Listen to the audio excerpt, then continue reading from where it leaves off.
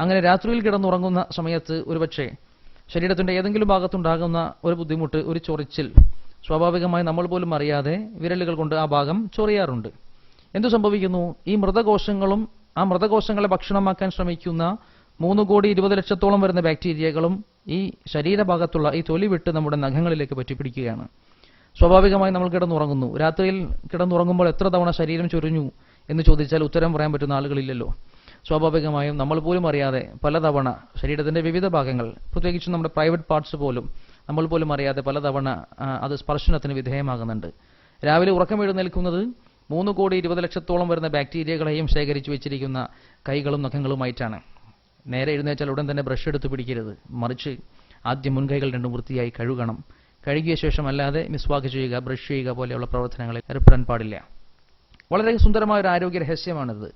ഇത് ബാക്ടീരിയകൾ എന്തെന്നറിയാത്ത, ശാസ്ത്രം എന്തെന്നറിയാത്ത, 1400ഓളം വർഷങ്ങൾ എന്ന് വെച്ചാൽ ശാസ്ത്രത്തെപ്പറ്റി ചിന്ത പോലും ഇല്ലാത്ത ആധുനിക കാലഘട്ടത്തിലെ ഗവേഷക വിദഗ്ധർ, ഹിസ്റ്ററി പഠിച്ച ചരിത്ര ഗവേഷകർ പഠിപ്പിക്കുന്നു, ആ കാലഘട്ടത്തെ ഇരുണ്ട യുഗം അഥവാ ഡാർക്ക് ഏജ് എന്നാണ് വിളിച്ചിരുന്നത്.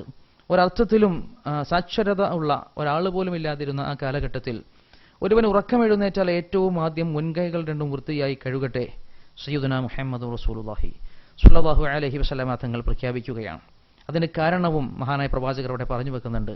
ഒരുവൻ ഉറങ്ങുമ്പോൾ അവന്റെ കൈകൾ എവിടെയാണെന്ന് അവൻ അറിയുന്നില്ല. വളരെ മനോഹരമായൊരു പ്രഖ്യാപനം നമുക്കിവിടെ കാണാൻ പറ്റും. അതിനു പിന്നിലോ അതിനേക്കാൾ സുന്ദരമായ ഒരു ശാസ്ത്ര രഹസ്യവും.